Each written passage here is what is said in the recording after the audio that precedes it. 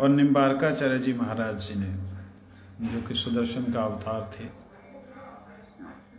उन्होंने बहुत से शास्त्रों से, बहुत से श्रुति के वचनों से, वेद पुराणों से भगवान राधा माधव जी के बारे में बतलाया कि वो कौन है, क्या तत्व है। हम लोग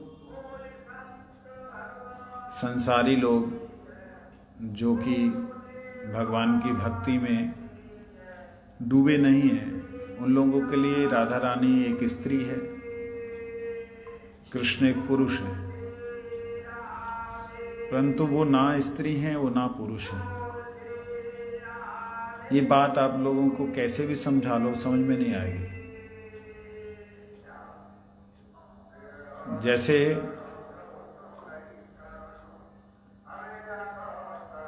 सूरज की रोशनी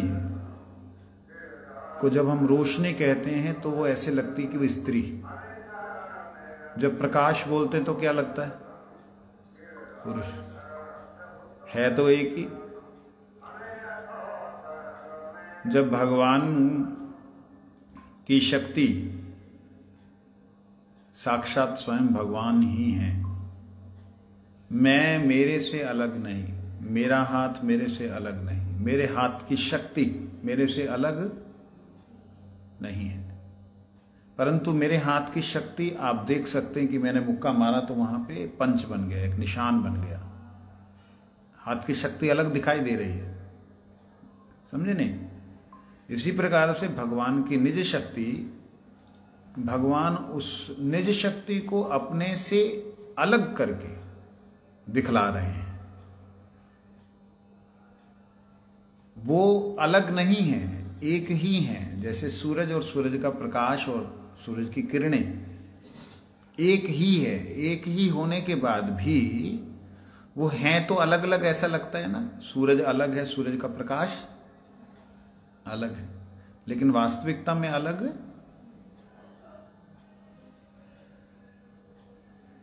हम लोगों की बुद्धि इस शरीर में होने के नाते इस शरीर से बाहर कुछ हो सकता है, हम समझ ही नहीं पाते।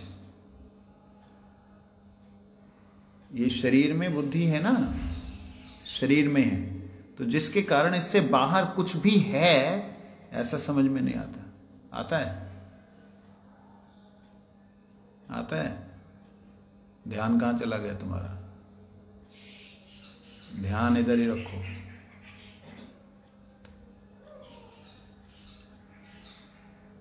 अगर हमें श्री राधा रानी शब्द सुनाई देता है तो हमारे दिमाग में साथ साथ स्त्री रूप आता है, और हम जैसे हमारे शरीर में जिस प्रकार से विकार होते हैं ऐसे ही हम उनके अंदर भी देखते हैं, सोचते हैं, समझते हैं, लेकिन इससे सर्वथा अलग हैं। वो पूरी तरह अलग है। देखिए, लक्ष्मी जी का कोई पुत्र है? कोई बेटी है उनकी? भगवान विष्णु का कोई पुत्र है? नहीं है। सुना ही नहीं क्या कभी तुम लोगों ने? ब्रह्मा जी किसके पुत्र हैं? भगवान विष्णु की नाभि से प्रकट हुए ना। सुना नहीं तुम लोगों ने सत्संग कभी? मन मन में मंत्र बोलती रहोगी तो क्या समझ में आएगा तुम्हें? ध्यान से सुनो। है ना? ना नहीं, कामदेव कृष्ण का ही एक रूप है। लक्ष्मी का कोई भी वो नहीं है, क्योंकि भगवान ही माता है, भगवान ही पिता है। वहां कोई स्त्री के रूप में नहीं है। शक्ति जो है, स्त्री का दिखने वाला रूप जो हम समझ रहे हैं वैसा नहीं है, वो अत्यंत दिव्य है। ये बात मैं कई बार बोलता हूँ। हम लोगों के जैसे मलमूत्र का त्याग करने का स्थान है, उन लोगों के मलमूत्र के कोई भी स्थान नहीं है। वो हमारी तरह नहीं है विकारी, इसलिए समझना होगा ये बात को। तो भगवान कृष्ण जो हैं, श्री राधा रानी जो हैं, वो कोई स्त्री और पुरुष नहीं है। इसलिए वो कौन है, क्या है, इस श्री राधा माधव चिंतन ग्रंथ में निम्बारकाचार्य जी महाराज से लेकर के, चैतन्य महाप्रभु से लेकर के, रूप सनातन गोस्वामी इत्यादि के सिद्धांतों को एकत्रित किया गया है। गीता प्रेस गोरखपुर से निकला, हनुमान प्रसाद पोद्दार जी ने इनको संकलित किया है।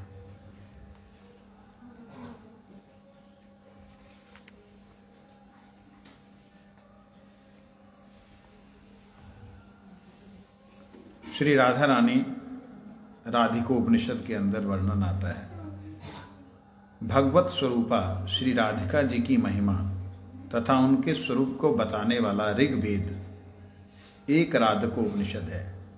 ऋग्वेद का एक राधिकोपनिषद है, उसका भाषांतर नीचे दिया जाता है। ऋग्वेद में बहुत सी शाखाएं हैं, उन शाखाओं में से राधिक उपनिषद, राधिकोपनिषद ये उपनिषद है जिसके अंदर इसका वर्णन है। प्रश्न होता है, कुछ लोग बोलते हैं कि राधा जी का नाम वेदों में नहीं है, भागवत में नहीं है, महाभारत में नहीं है, गीता में नहीं है, रामायण में नहीं है। राधा जी जो हैं वो एक ऐसी ही स्त्री थी। इस प्रकार से बोलने वाले भी लोग हैं। आप लोगों को इन सब बातों का पता नहीं, इसलिए इन सब बातों को आपके सामने बोलने का शायद नुकसान ही होगा। परंतु कुछ लोग बोलने वाले जो इंटरनेट देखते हैं उनको मालूम है, इन सब चर्चाओं पे बहुत विस्तृत बात हुई थी, तब मैंने उसमें भी इस प्रकार से वर्णन किया था। ऊर्ध्वरिता बाल ब्रह्मचारी सनकादिक ऋषियों ने भगवान ब्रह्मा जी की उपासना करके उनसे पूछा, हे देव, परम देवता कौन है? उनकी शक्तियां कौन कौन सी हैं? उन शक्तियों में से सर्वसे श्रेष्ठ सृष्टि की हेतुभूता शक्ति कौन है? सनकादिक के प्रश्न को सुनकर ब्रह्मा जी ने कहा, पुत्रों सुनो, ये गुह्यों में भी गुह्यतर अत्यंत गुप्त रहस्य है। गुह्य मतलब होता है जो छुपा हुआ, छुपे हुए रहस्यों में से भी छुपा हुआ रहस्य है। गुह्यतम, गुह्यतम और गुह्यतम में भी अत्यंत गुह्य, ये रहस्य है जिस किसी के सामने प्रकट करने योग्य नहीं। ये हर किसी के सामने इसको बताना नहीं चाहिए।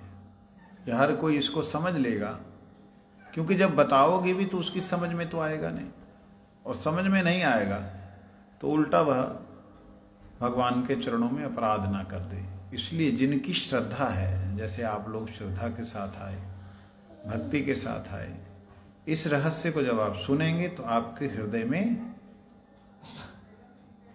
रहस्य से रस उत्पन्न होगा। कहते हैं वो क्या है? जिसके हृदय में रस हो, जो ब्रह्मवादी हो, गुरु भक्त हो, उन्हीं को इसे बताना।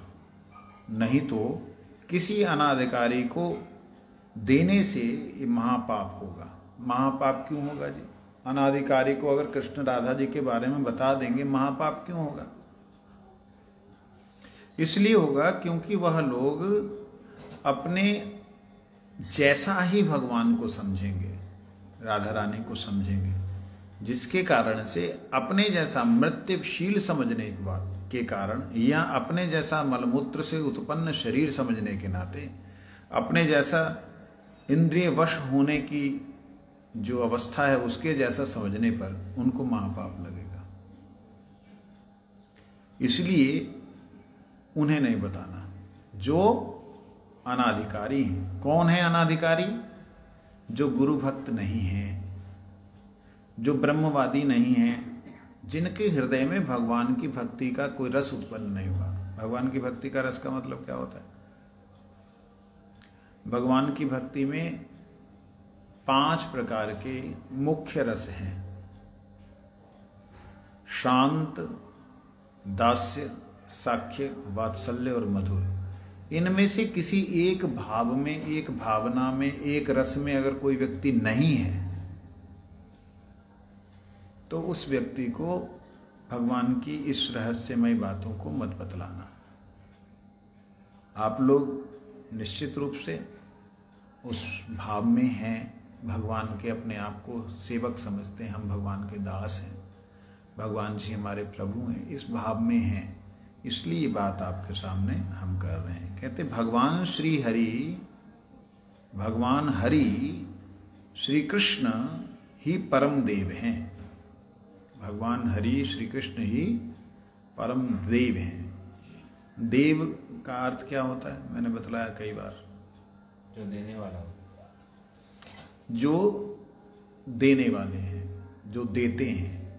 क्या देते हैं? करुणा, कृपा, दया, उन्हें देव कहते हैं। कहते हैं वे 6 ऐश्वर्यों से पूर्ण हैं। 6 ऐश्वर्य क्या होते हैं? ऐश्वर्यश्च यशश्च श्रियः ज्ञान वैराग्यंश। ऐश्वर्यश्च यशश्च श्रियः धर्म ज्ञान वैराग्यश्च। ये 6 प्रकार के ऐश्वर्य जिनमें पूर्ण हैं। ऐश्वर्य का मतलब क्या होता है? ऐश्वर्य का मतलब होता है लग्जरियस। लग्जरियस का मतलब विलासिता। जितने तरह के सुख हैं, जितने तरह के सुख हैं, वो सारे के सारे सुखों की जो उद्गम स्थान है उन्हें कहते हैं ऐश्वर्य। क्या कहते हैं उन्हें? मतलब जैसे हमारे पास में एक गद्दी है, ये गद्दी में भी हम लोग कहीं पे कंफर्ट होते हैं, कहीं पे ज़्यादा ही अंदर घुस जाती है ना, कहीं कम होता है। तो हमारे शरीर के अनुसार ये गद्दी नहीं है, लेकिन अभी लोगों ने ऐसी गद्दियां बना दी हैं कि जो आपके शरीर के अनुसार बैठती है, मतलब जहां जरूरत जितनी ऊंचा नीचा चाहिए, लेकिन फिर भी अंदर कहां पे सुख चाहिए उतना जगह पे वहां प्रेशर, ये गद्दियां। तो भगवान का ऐश्वर्य, भगवान के धाम का ऐश्वर्य कैसा है कि मन में कहीं भी चिंतन हो उस अनुसार ही वहां का जो बैठने का स्थान है, उठने का स्थान है, सोने का स्थान बन जाता है। बात समझ रहे हैं? जैसा जरूरत हो वैसा बन जाता है और उसी तरह से ढल जाता है। इस प्रकार से जैसे भगवान की शेष शैया, शेष जी भगवान से अभिन्न हैं, उसके अनुसार शेष जी भगवान के अनुसार पूर्णतया कैसे होना है वैसा वो बन जाते हैं। ऐश्वर्य के अंदर हमारे पास कितनी संपत्ति है, कितनी छोटी सी, 1 देश, 2 देश, पूरी पृथ्वी, ये पृथ्वी, नक्षत्र, तारे, ये सूर्य, ये ब्रह्मांड, जितना कुछ भी नजर आ रहा है, ये सारे का सारा जिनकी एक शक्ति के बीच में आ जाता है उन्हें कहते हैं सर्व ऐश्वर्य। क्या कहते हैं? सारे ऐश्वर्य, मतलब जितनी भी सुख सुविधाएं हैं सभी उनसे ही हैं। उसके बाद है यश। जितना यश है, यश का मतलब क्या होता है? गुण, उनकी कीर्तियां, उन्होंने जो जो किया है उसकी महिमा। तो जो भगवान की महिमा है, या जो भगवान का यश है, वो सर्वोपरि है। उनसे श्रेष्ठ यश किसी का नहीं, ना ही उनसे सुंदर कोई है। श्री का मतलब होता है सुंदर। श्री का मतलब उनसे सुंदर भी कोई नहीं। और धर्म मतलब होता है शासन। धर्म का मतलब क्या होता है? जैसे धर्मशाला है तो उसके नियम होते हैं, ये ऐसे जिस जगह पे जाते हैं, जो जगह दिखलाई देती है उसके कुछ नियम हैं, उसे कहते हैं धर्म। ठीक है। तो भगवान इस संसार को चलाने के लिए, जहाँ संसार के अंदर सुख दुख इत्यादि की सेटिंग करने के लिए भगवान की जो व्यवस्था है, जो एक कानून है भगवान का, वो कहते हैं धर्म। धर्म का दूसरा अर्थ होता है जो धारण करे। जैसे जल का धर्म होता है तरलता। जल तरल होता है ना, जिसमें डालो वैसे ही बन जाता है। आग का धर्म है प्रकाश देना, जलाना, जलना।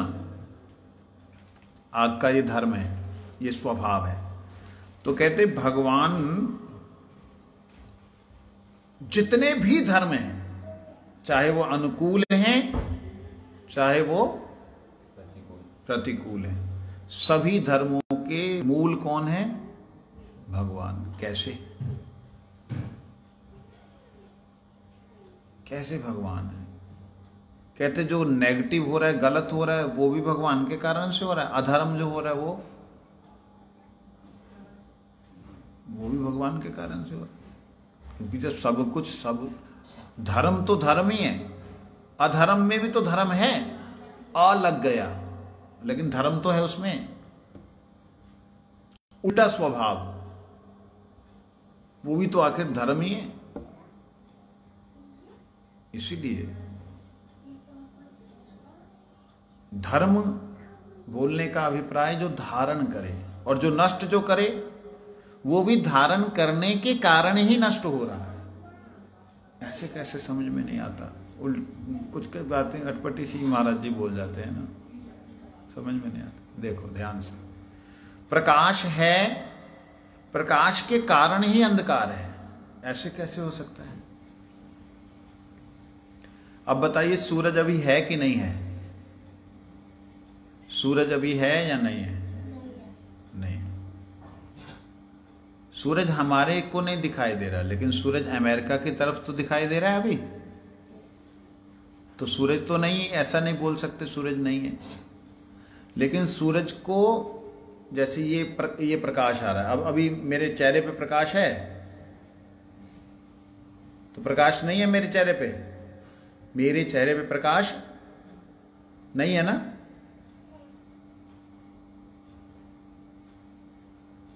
ये बीच में आने के कारण मेरे चेहरे पे प्रकाश नहीं है, लेकिन प्रकाश तो है। ये अगर ना होता, ये वाली लाइट ना होती, इस लाइट को अगर बंद कर दिया जाता, तो आपको फिर भी मैं नजर आता? नहीं आता नजर। अगर ये लाइट ना होती, जैसे आपके चेहरे मुझे नजर आ रहे हैं, आपके चेहरे पे तो लाइट पड़ नहीं रही, आप नजर आ रहे हैं ना। आप लोग, आपको एक अलग प्रकाश के द्वारा देखा जा रहा है। बात समझ रहे हैं? ध्यान से समझना। तो कहते हैं अधर्म जहां पे प्रकाश नहीं है, अंधकार है, वो भी वास्तविकता में प्रकाश के कारण से अंधकार है। प्रकाश के कारण से अंधकार। जी हां, परमात्मा अनंत प्रकाश पुंज है, अनंत प्रकाश पुंज। उसके बीच में जैसे पृथ्वी आ गई, तो पृथ्वी आने से क्या हुआ, इसकी हमारे अभी ऊपर की तरफ हमें सारा अंधकार दिखाई दे रहा है, लेकिन वास्तविकता में अंधकार नहीं है ऊपर। जब हम पृथ्वी से ज्यादा ऊपर चले जाएंगे ना, जहां पृथ्वी की छाया नहीं पड़ रही होगी, वहां अंधकार नहीं है। कैसे हम समझेंगे? जैसे चांद है, चंद्रमा है, चंदा मामा है ना, मामा है तुम्हारे? अच्छा। जैसे चांद है, वो चांद को किसका प्रकाश मिलता है?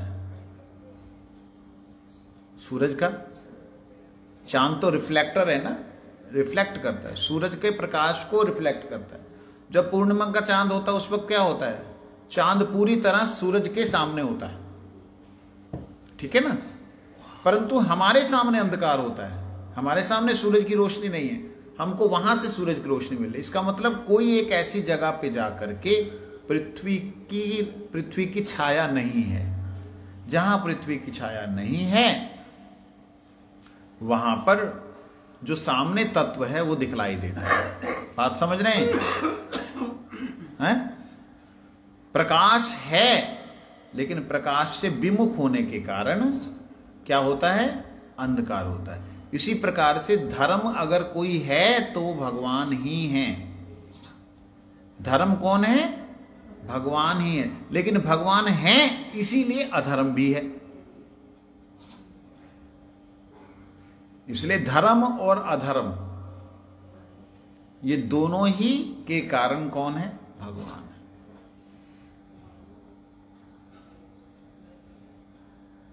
अगर भगवान अपनी माया बनाते ही नहीं, माया को प्रकट करते ही नहीं, तो क्या माया की छाया होती? छाया नहीं होती। छाया है मतलब माया है, माया है मतलब भगवान है। तो धर्म है मतलब अधर्म है, अधर्म मतलब भगवान का कारण मूल रूप से। कुछ लोग वेदों में ऐसा आता है कि धर्म भगवान के सामने से प्रकट हुआ, अधर्म भगवान की पीठ से प्रकट हुआ, ये वर्णन है। तो पीठ भी तो भगवान की है। भगवान की पीठ से प्रकट हुआ मतलब अधर्म का नाश हो। हम बोलते ना ऐसा, हम तो नहीं बोलते। धर्म की जय हो ऐसा बोलते ना, धर्म की जय हो, अधर्म का बोलते ना नाश हो। तो भगवान की पीठ का छुरा गोपो, सामने से जय पीछे से चूरा, ऐसा नहीं है। धर्म जब बोलते हैं तो धर्म में सब कुछ आ गया। अनुकूल धर्म, प्रतिकूल धर्म, सब कुछ जिनमें है या जिनसे है उन्हें भगवान कहते हैं। आगे कहते हैं ज्ञान। भगवान सर्व ज्ञानमय है। भगवान सब कुछ जानते हैं। कुछ भी ऐसा नहीं है जो भगवान नहीं जानते। ऐसा मतलब क्या हो गया? हम जो अच्छा बुरा करते हैं सब कुछ भगवान जानते हैं। कहते जी सब कुछ जानते हैं। भगवान फिर तो हमको पनिशमेंट क्यों नहीं देते? जो बुरा करते हैं उनको पनिशमेंट क्यों नहीं देते? भगवान जानते हैं इसका मतलब ये नहीं कि पनिशमेंट देंगे। भगवान जानते का मतलब ये है कि जब जीव उनके सामने जाता है, उनके सामने मतलब डायरेक्ट उनके सामने नहीं, उनकी शक्तियों के सामने, जैसे ब्रह्मा जी के सामने जाता है, जहाँ यमराज जी के सामने जाता है, तो यमराज इत्यादि भी वो जीव जो आ रहा है उसके बारे में सब कुछ जानते हैं। हम लोग यहाँ जो भी छुप छपा के कर रहे हैं, कुछ भी कर रहे हैं, वो सारे का सारा यमराज जी जानते हैं। उनके चित्रगुप्त बाबा सब जानते हैं। ऐसे कैसे जानते हैं जी? उनको कैसे पता लगता है? आप अगर मैसेज सेंड कर देते हैं, आजकल तो है ऑप्शन कि आप उसको डिलीट कर सकें, पहले ऑप्शन नहीं था। आप जब मैसेज सेंड कर देते हैं तो वहां पे पहुंच गया। अगर आपने डिलीट भी कर दिया तब भी वो कुछ समय के लिए नेट में रहता है, इंटरनेट में वो रहता है। इसी प्रकार से हम लोगों ने जो कर्म कर दिया वो कर्म चित्रगुप्त के पास में सैटेलाइट की तरह रहता है। हमने पाप किया, पुण्य भी किया, उनके पास पाप भी और पुण्य भी जमा रहता है, दिखता है। ये चित्रगुप्त को दिखाई देता है, यमराज को दिखाई देता है। ब्रह्मा शिव की तो बात और ऊपर की हो गई। विष्णु इसलिए सर्वंतर्यामी कहे गए। ये एक ज्ञान है जो जड़ीय ज्ञान, जिसको मैं समझा पा रहा हूं, और एक ज्ञान ऐसा है जिसको ना मैं समझता हूं ना मैं समझा सकता हूं। वो ज्ञान क्या है? चिन्मय ज्ञान। चिन्मय ज्ञान मतलब आत्मज्ञान। आत्मज्ञान का मतलब प्रकाश का ज्ञान। प्रकाश का ज्ञान का मतलब एक है जड़ प्रकाश। जड़ प्रकाश मतलब जो दिखाई दे रहा है या जिससे दिखाई दे रहा है। एक है दिव्य प्रकाश, जो दिखता नहीं दिखाता सब कुछ है, वो दिव्य प्रकाश है। अब उसके बारे में अगर मैं बोलने लगा आप कुछ भी नहीं समझ पाएंगे। इसलिए जो भी उदाहरण दिए जा रहे हैं वो ऐसे उदाहरण दिए जा रहे हैं जिससे कि आपको समझ में आए। इस सांसारिक उदाहरण दिए जा रहे हैं, समझ लगी बात। तो इसलिए कहते हैं जिनका जो ज्ञान तत्व है, अर्थात जिनमें अज्ञानता हो ही नहीं सकती। तो किसी ने क्वेश्चन किया, हम भविष्य में क्या करेंगे, क्या भगवान ये जानते हैं? अगर ज्ञान तत्व है तो सब कुछ जानते हैं, है ना। हम भविष्य में क्या क्या करेंगे, हम सांस लेंगे या नहीं लेंगे, भगवान जानते हैं। लोग तर्क करने वाले जानते हैं। भगवान ने कुछ स्वतंत्रता जीवों को दी है। यही ज्ञान का एक, ज्ञान की पराकाष्ठा यही होती है कि वो किसी को अज्ञानता में नहीं रखता, स्वतंत्रता दे रखी है। उस स्वतंत्रता का सदुपयोग या दुरुपयोग करना ये जीव के हाथ में है। जीव चाहे तो उसे सदुपयोग कर सकता है, नहीं चाहे तो इसलिए क्या कहते हैं कि जो अपना जैसा दूसरे को समझे, जो स्वयं ज्ञान तत्व है, इसलिए दूसरे का अज्ञान भी उसमें ज्ञान है, अलज्ञा, लेकिन ज्ञान तो है।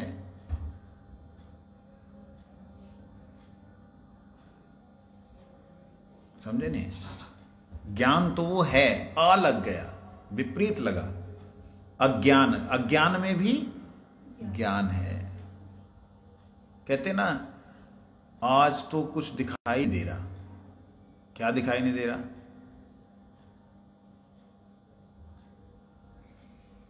जैसे किसी ने मानो स्वप्न नहीं दिखाई दे रहा, आज मैंने सपना नहीं देखा, नहीं देखा, नहीं में भी देखना है कि नहीं है?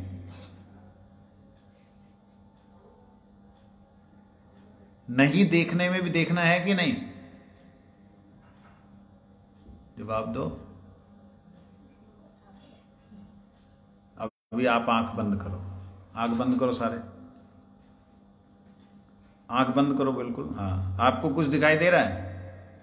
नहीं दिखाई दे रहा, बस खोल लो आंख। नहीं दिखाई दे रहा, इसका मतलब देख रहे हो, दिखाई नहीं दे रहा। बात समझ में आई? देख तो रहे हो, दिखाई नहीं दे रहा, मतलब दृष्टि है, दिख नहीं रहा। बात समझे? तो ऐसे ही ज्ञान है, लेकिन उसके आगे पर्दा लग गया, और पर्दे के कारण वो ढक गया, वो ज्ञान दिखाई नहीं दे रहा। कहते भगवान वही हैं जो नहीं दिखाई दे रहा उसको भी देख ले, वही भगवान है। ज्ञान मतलब अखंड ज्ञान का मतलब यही है जहां पे ज्ञान खंडित ना हो, जो समझ में नहीं आ रहा उसको भी समझ लें, समझे नहीं? जो समझ में नहीं आ रहा उसे भी समझ लें,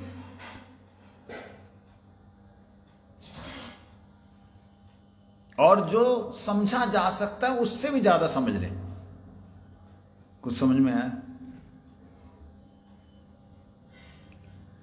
जितना हम समझ सकते हैं, जहां जितना कोई समझ सकता है, जहां जितना कोई भी देवता जान सकता है, कहते उससे भी अधिक जो जानते हैं।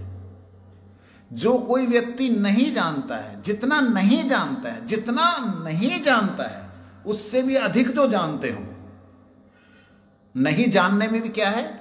जानना। उससे भी अधिक जानते हो। इन्हें कहते हैं परम ज्ञान तत्व, अखंड ज्ञान तत्व, मतलब जिनसे कुछ भी नहीं छुपा है। तो वो प्रश्न किसी ने किया था कि क्या भगवान हम भविष्य में क्या करेंगे ये जानते हैं? मैंने कहा ये करेंगे के लिए भगवान ने स्वतंत्रता दी है। कर्मण्येवा अधिकारस्ते, मैं तुझे अधिकार देता हूं कर्म का। अब इसमें तू मेरे अनुकूल भी आ सकता है और प्रतिकूल भी जा सकता है। स्वतंत्रता दे दी साथ में, दो चीजें भगवान ने दी। कर्म की स्वतंत्रता भगवान ने दी कि कर्म जैसा करना वैसा करो, और ज्ञान दिया कि तुमने ऐसा किया तो ये होगा, ऐसा किया तो कहते हैं वैराग्य। भगवान का परम वैराग्य है। हम क्या वैरागी हैं? हम तो कहने के लिए वैरागी, इतने बड़े महल में रह रहे, लोगों के घरों में इतनी वस्तुएं खाने को नहीं मिलती जितने कि हम लोग ठाकुर जी को डेली भोग लगा के भोग प्रसाद पाते हैं। एक आम गृहस्थी से ज्यादा भोगी हैं हम लोग। तो क्या वैराग्य है? कैसा वैराग्य है? किसी मठ में, हमारे शायद चंडीगढ़ मठ की बात है, जब संत गोस्वामी महाराज जी के मठ की बात है, याद नहीं आ रही। उनके पास एक सेठ जी आते थे और सेठ जी ने आकर के उनको बोला, अरे आप बड़े त्यागी हैं महाराज, आप तो बहुत त्यागी हैं। तो उन्होंने बोला, हम नहीं त्यागी। तो क्या त्यागी? हमने क्या त्याग किया? तुम महात्यागी हो। तो उनसे प्रश्न, उनसे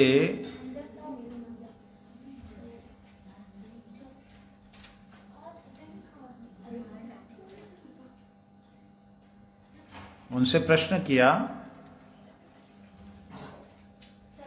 कि देखो महाराज, आप मजाक मत करें, हम कहाँ महात्यागी महाराज, हम तो विषयी व्यक्ति हैं, भोगी आदमी हैं। तो उन्होंने बोला, अरे आप क्या बात करते हैं? महात्मा जी बोले, स्वामी जी बोले, उस गृहस्थी को, जो सेठ था, जो महाविषयी, उसको ले आप क्या बात करते हो? आप महात्यागी हो, हमने क्या त्याग किया? तो फिर द्वंद्व हुआ, नहीं नहीं महाराज जी, आप त्यागी हो, हम कहाँ त्यागी, हम तो भोगी। कहते नहीं, आपके जैसा त्यागी दुनिया में नहीं है। तो वो कहते, आप ऐसा क्यों बोल रहे हो? कहते देखो, हमने क्या त्याग किया? प्याज छोड़ दिया, लहसुन छोड़ दिया, चाय छोड़ दी, और क्या छोड़ा? शादी नहीं की, जहाँ किसी ने शादी की, बीवी बच्चे छोड़ दिए, यही तो छोड़ा, और क्या छोड़ा? कहते महाराज ये बहुत बड़ा त्याग है। कहते नहीं नहीं, ये क्या त्याग है?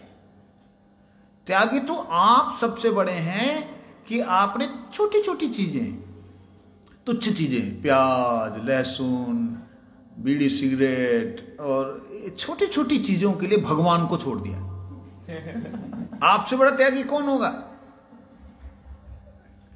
छोटी छोटी चीजें, इनको कौन नहीं कंट्रोल कर सकता? नहीं जी, हरि नाम नहीं ले सकते, क्यों? प्याज खाते हैं जी। छोटी छोटी चीजों के लिए भगवान, मतलब आपने महान को छोड़ा, इसलिए आप महान त्यागी है। हम छोटा सा चीज को छोड़ा, हमने तुच्छ त्यागी है। स्वामी जी ने ऐसे उनको बोला। तो भगवान परम वैरागी हैं, समझे नहीं? कैसे परम वैरागी? भगवान के सामने ब्रह्मांड प्रकट हुआ और ब्रह्मांड फट गया, लय हो गया, कोई भगवान को टेंशन नहीं। अच्छा, आपको भी महात्यागी बना देते हैं कुछ समय के लिए। अच्छा ये बताइए, आप सांस लेते हो, क्या आप सोचते हो कि आपके सांस लेने से कितने जीव जो हैं भीतर जा रहे हैं? कभी सोचा?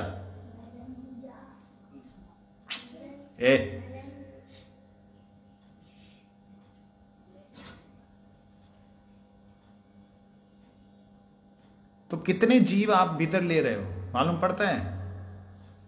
और जब श्वास छोड़ते हो तो कितने मरे हुआ श्वास निकलता है। आपको मालूम है, आप जो श्वास लेते हो इसमें प्राण होते हैं, इसलिए आप जीते हो। और जो श्वास रुक जाए तो आदमी मर जाता है, होता है ना? उसका मतलब क्या है कि अंदर जो श्वास है वो मर गया है। अंदर जो हवा ली थी, हवा तो है, लेकिन उस हवा के अंदर प्राण जो हैं, उस हवा के अंदर जो शक्ति थी, हवा के अंदर जो जीने की जो शक्ति थी, वो खत्म हो गई, मर गई, मुर्दा हो गई। उसको जब आप बाहर निकाल देते हो तब आपको प्राण बचते हैं। बात समझ रहे हैं? तो सांस लेने में और सांस छोड़ने में कितने जीवों को हम भोजन कर जाते हैं और कितने ही जीव मुर्दे हम निकाल देते। प्राणी, छोटे छोटे प्राणी जो आंखों से दिखते नहीं, जैसे हमारा उनके साथ कोई अटैचमेंट नहीं है ना, है ऐसे ही भगवान की ब्रह्मांडों के साथ कोई अटैचमेंट नहीं। बोल वृंदावन। अनंत ब्रह्मांड भगवान श्वास लेते हैं तो अंदर चले जाते हैं कारण स्वरूप से, और जब निश्वास छोड़ते हैं तो अनंत ब्रह्मांड प्रकट हो जाते हैं कारण स्वरूप से। इसलिए उन्हें परम वैरागी कहते हैं। अच्छा बताइए, कुछ भी हो जाए, कभी दादाजी अपने पोते को मारेंगे? पोते के बेटे को मारेंगे?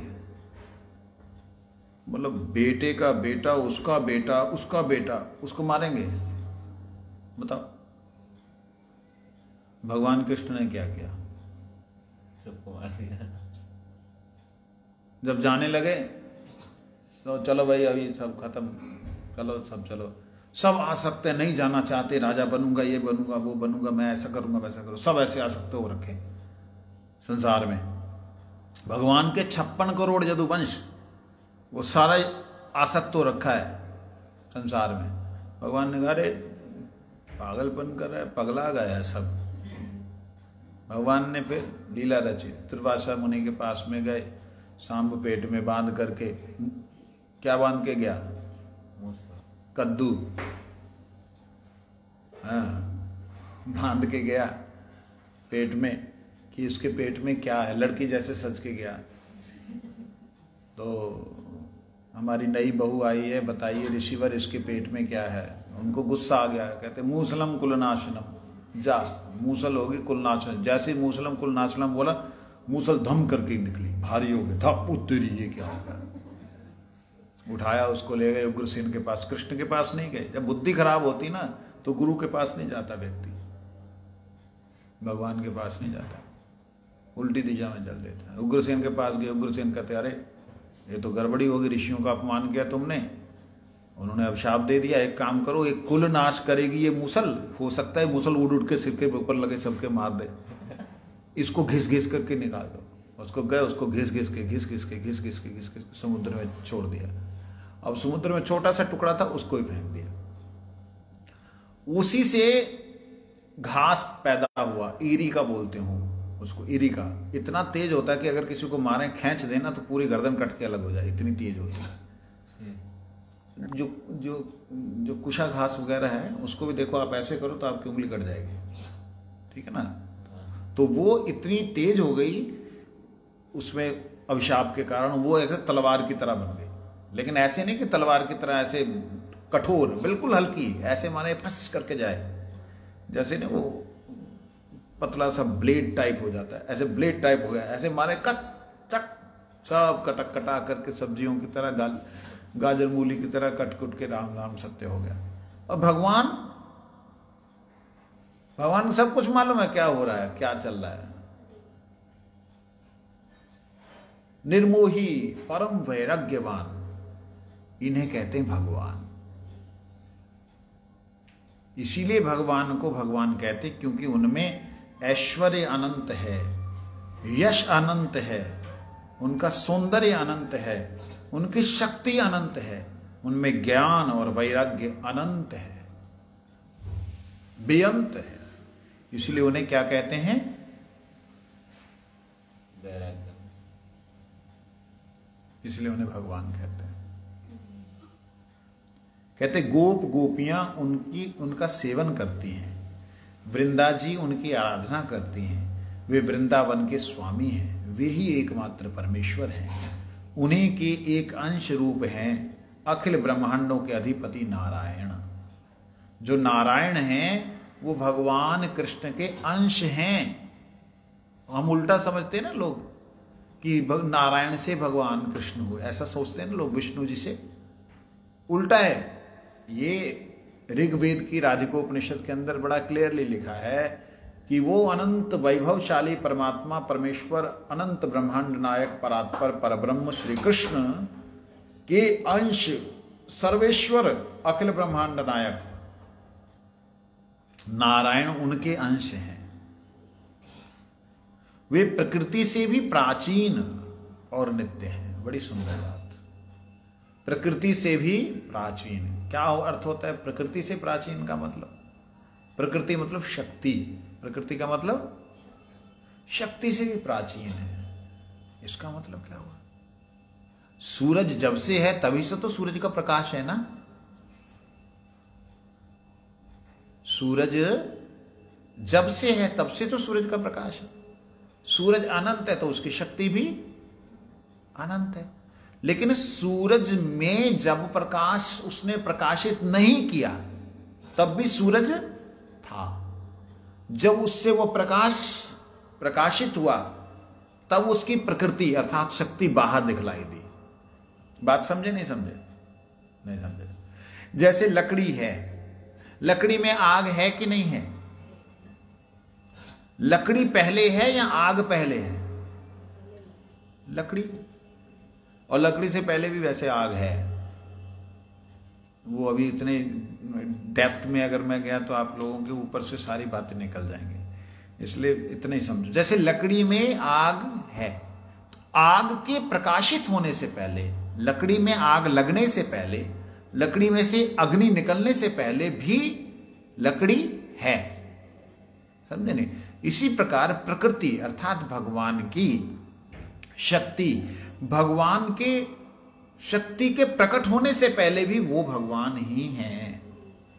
तो इसलिए शक्ति से कभी शक्तिमान नहीं होता।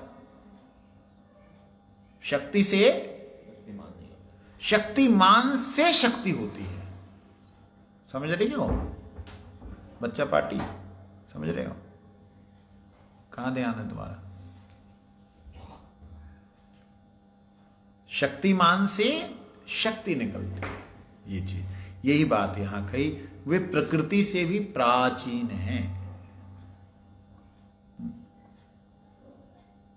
और नित्य हैं, हमेशा हैं। ऐसा नहीं कि अच्छा प्रकृति से प्राचीन है, शक्ति से पहले हैं तो, लेकिन पहले कब थे?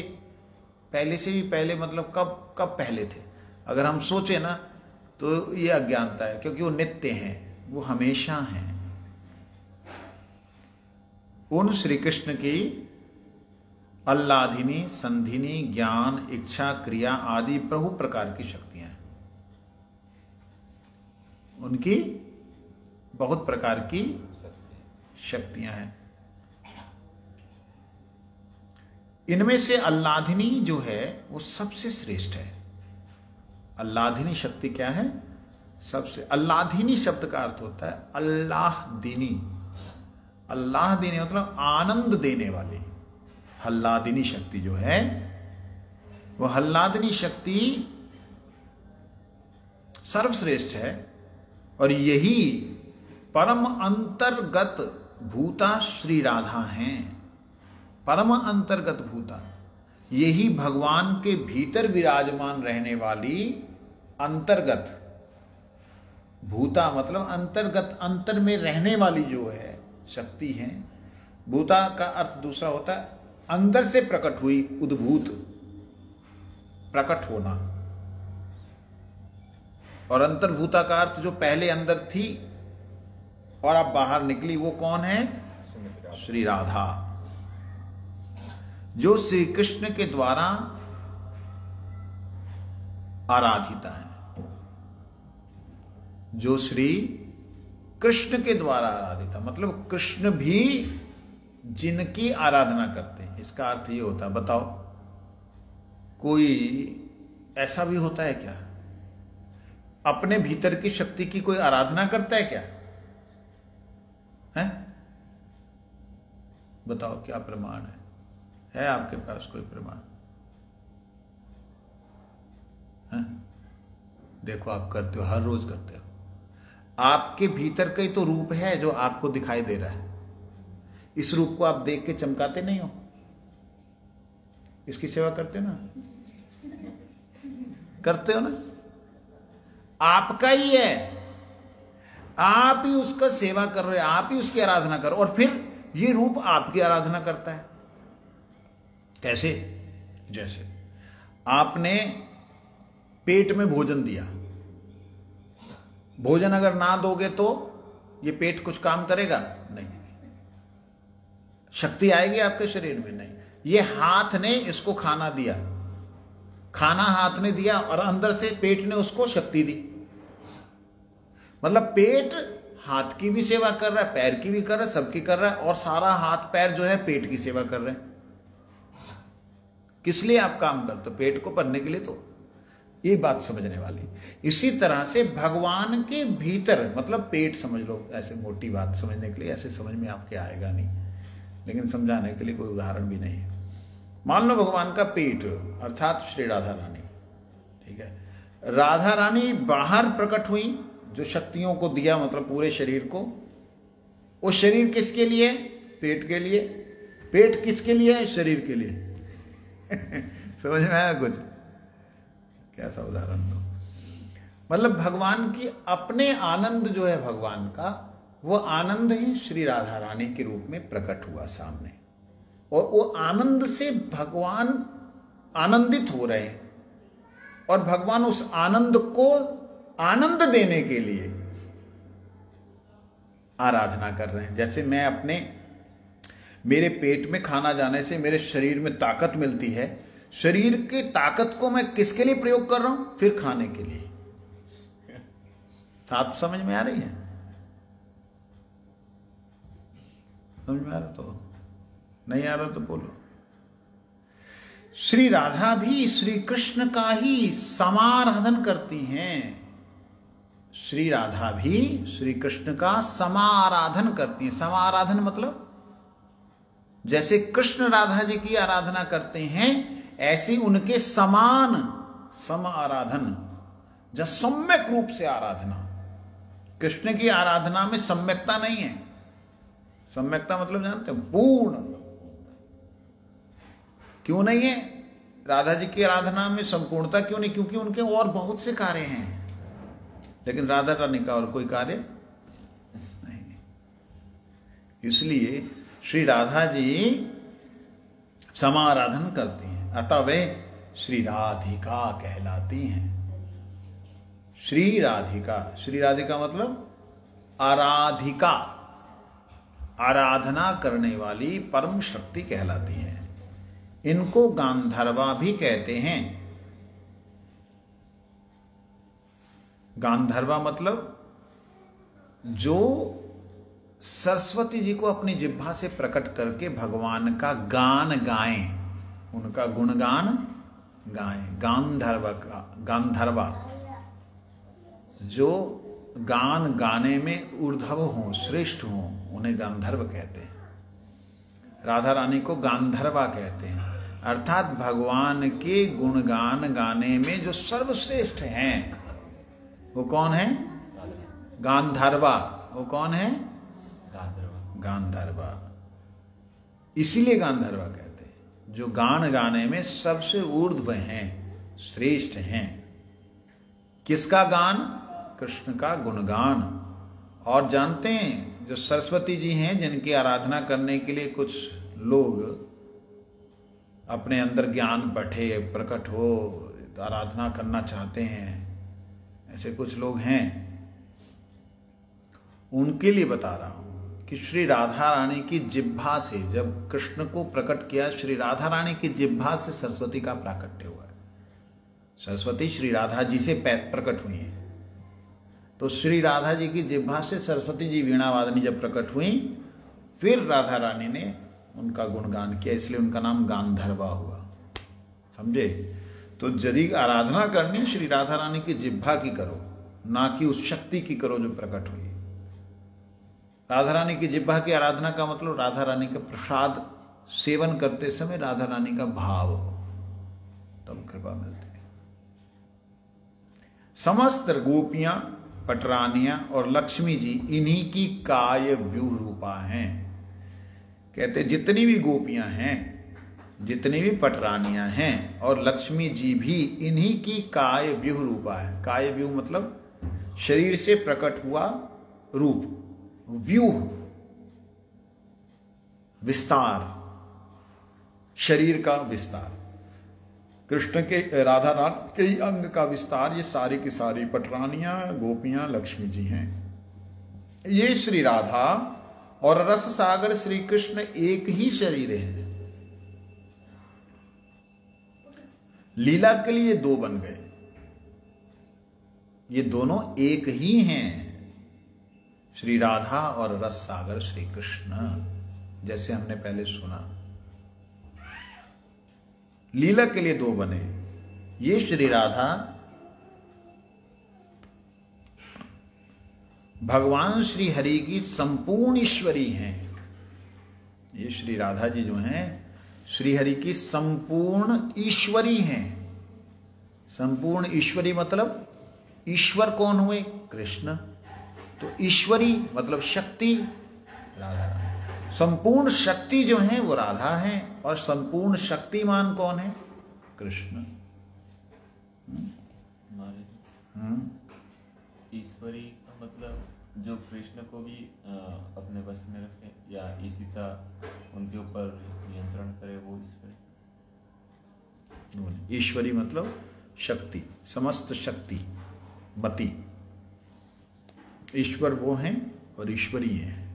मतलब ईश्वर अगर कोई भी शक्ति को कोई भी कार्य देता है या करता है या करवाता है तो इसी शक्ति से करवाता है, इसलिए इनका नाम ईश्वरी है।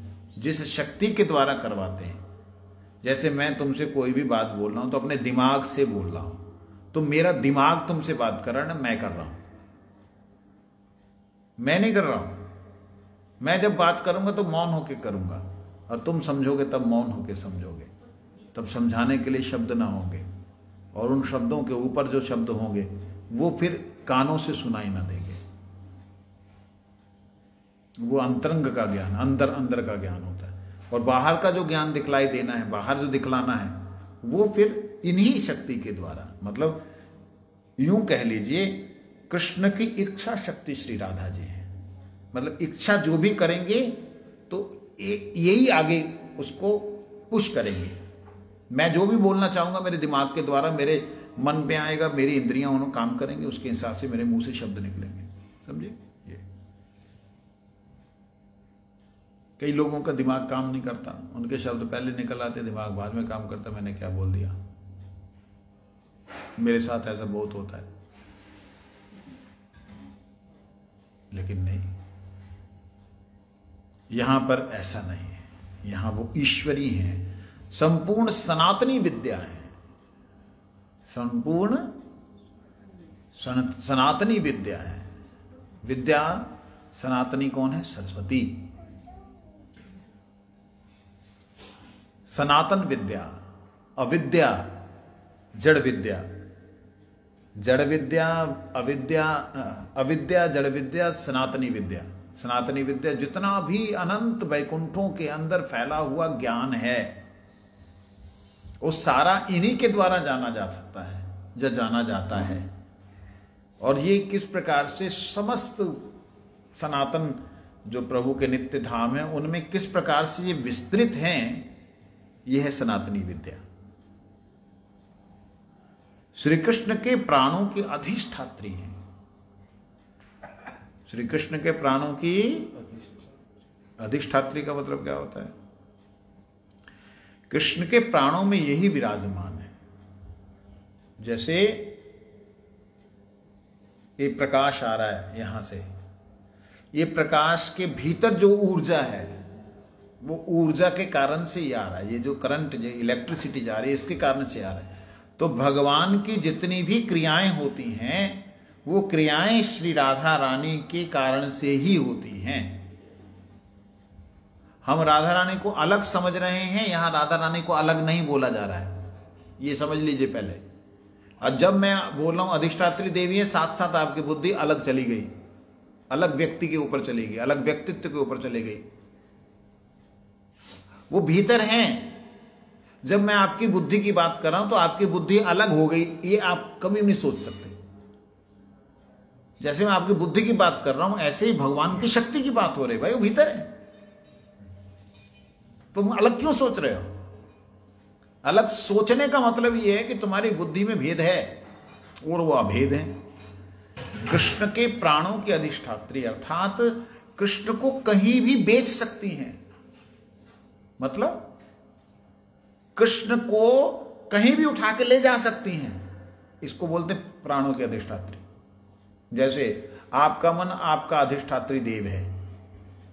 क्या होता है, जहां मन करता है उस वक्त आपका दिमाग और कोई काम नहीं करता, मैं जाना ही बस, मैं मेरे को अब मारे छुट्टी दे दो नहीं तो मेरा दिमाग खराब हो जाएगा, ऐसा होता है ना। अब मेरे को थोड़ी देर के लिए छोड़ दो, वो मतलब से पूरे शरीर को उठा करके उस तरफ ले जाने की हरकत होती। ये है क्या, बाहर थोड़ी है, अंदर ही है। तो जब प्राण अधिष्ठात्री शब्द बोला जा रहा है, लोग ऐसा समझ लेते कि राधा रानी अलग हैं, राधा रानी कृष्ण के प्राण अधिष्ठात्री, ऐसा सोच लेते हैं। यह अज्ञानता है। प्राण अधिष्ठात्री का मतलब राधा रानी कृष्ण से अलग है ही नहीं, दिखने पर भी है ही नहीं। जैसे सूरज की लपटें, अग्नि की लपटें अग्नि से अलग है ही नहीं। आग की लपटें क्या आग से अलग होती हैं? है ही नहीं। ये जो प्रकाश आ रहा है तो क्या ये इलेक्ट्रिसिटी से अलग है? ये करंट से अलग है प्रकाश? है ही नहीं, अस्तित्व ही नहीं। ये बात एकांत में चारों वेद इनकी ही स्तुति करते हैं। एकांत में बोला है, बाप रे, एकांत शब्द में बड़ा गंभीर अर्थ है। एकांत में मतलब वेदों के भीतर कहीं ना कहीं छुपे हुए भाव में इनकी ही स्तुति है। चारों वेदों में इनकी महिमा का मैं ब्रह्मा अपनी समस्त आयु भी वर्णन नहीं कर सकता। ब्रह्मा जी बोल रहे हैं सारी आयु भी नहीं कर सकता। उनकी आयु कितनी है, बाप रे बाप, उनकी गिनती नहीं कर सकते। एक दिन की नहीं गिनती कर सकते, आयु की क्या करेंगे। जिन पर इनकी कृपा होती है परम धाम उनके करतलगत हो जाता है। कहते जिन पे श्री राधा रानी की कृपा हो जाती है, कृपा कटाक्ष भाजन, उनके करतल, उनके हाथों के नीचे, मतलब उनके हाथों में आ जाता है गोलोक धाम, गोलोक वृंदावन। कहते इन राधिका को ना जानकर जो श्री कृष्ण की आराधना करता है वे मूढ़तम है। मूढ़ नहीं है वो, क्या है, मूढ़तम, सुपरलेटिव। मूढ़ों का राजा है, मूर्खों का राजा, महामूर्ख है। श्रुतियां इनके निम्नलिखित गानों का, नामों का गान करती, नीचे लिखे हुए जो नाम हैं उनका गुणगान श्रुतियां करती हैं। वंशाकल्पतरुश्चकृपा सिन्धुभ्यो च पतितानां पावनेभ्यो वैष्णवेभ्यो नमो नमः।